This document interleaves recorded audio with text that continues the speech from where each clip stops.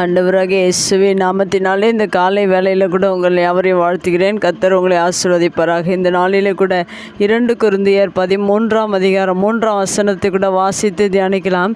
கிறிஸ்து எனக்குள்ளே பேசுகிறார் என்பதற்கு அத்தாட்சி தேடுகிறீர்களே, அவர் உங்களிடமாய் பலவீனர் அல்ல, உங்களிடத்தில் வல்லவராயிருக்கிறார். மிக அருமையான வேதவசனம். இந்த வேதவசனத்தின் கடைசி பகுதியில் கூட அவர் உங்களிடமாய் பலவீனர் அல்ல, உங்களிடத்தில் வல்லவராயிருக்கிறார் என்று சொல்லப்பட்டிருக்காம்.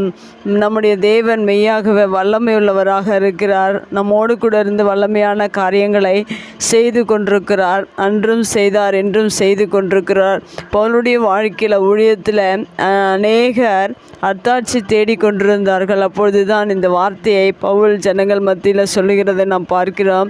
தேவன் இன்றைக்கும் நம்மோடு கூட வல்லவராய் இருந்த அநேக பெரிய காரியங்களை, வல்லமையான காரியங்களை செய்து கொண்டிருக்கிறார். அநேகர் இதை விசுவாசியாதபடிக்கு அநேக கேள்விகள் எழுப்புகிறார்கள். ஆனால் நம்முடைய தேவன் மிகவும் வல்லமையுள்ளவர். ஏனென்றால் அவர் சிலுவையில் அடிக்கப்பட்டு மரித்து 3ஆம் நாள் அவர் வல்லமையுடையவராய் உயிர்த்தெழுந்திருக்கிறார். இயேசு கிறிஸ்து மனிதனாக வாழ்ந்தபோது அநேக அற்புதங்களை, அதிசயங்களை, வல்லமையான காரியங்களையும் செய்திருக்கிறார்.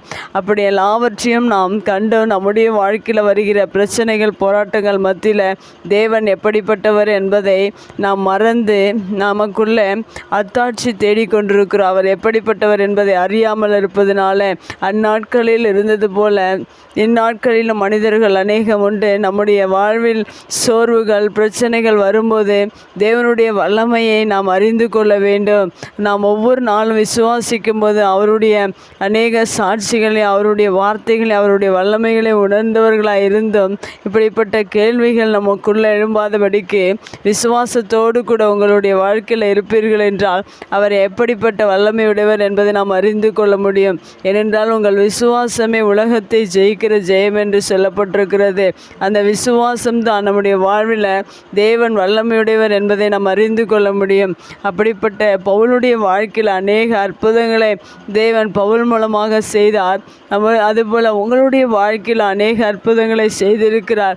அவர் வல்லமையுடையவர் என்பதை நீங்கள் அறிந்து அநேகருக்கு நீங்கள் சாட்சியாக கூற வேண்டும். அந்த சந்தேகங்கள் இல்லாதபடிக்கு விசுவாசம் உள்ளவர்களை உங்களுடைய வாழ்க்கையில் தேவன் வல்லமையுள்ளவர் என்பதை நீங்களும் அநேகருக்கு சாட்சியாக பகருங்கள். கர்த்தர் உங்களை ஆசீர்வதிப்பார். கண்களை மூடி ஜெபிக்கலாம். எங்கள் அன்பு தகப்பனே, இந்த அருமையான வார்த்தைக்கால் நன்றி செலுத்துகிறோம். பவுலுடைய வாழ்க்கையில் நீர் வல்லமையுடையவராய் அநேக காரியங்களை செய்தது போல இன்றைக்கும் நீர் ஆண்டவரே, நேற்றும் இன்றும் என்றும் மாறாத தேவன், அநேக வல்லமையான காரியங்களை நீர் இன்றைக்கும் செய்து கொண்டிருக்கிறதற்காக நன்றி செலுத்துகிறோம். நீர் ஆண்டவரே சொத்திருக்கிறோம். லாசரு மரித்த போது உயிர்த்தெழ செய்தீரே, அதுபோல் அநேக காரியங்களை நீர் வேதத்தில் செய்திருக்கீங்க. எங்களுடைய வாழ்க்கையில் அநேக அற்புதங்களை செய்திருக்கிறீங்க.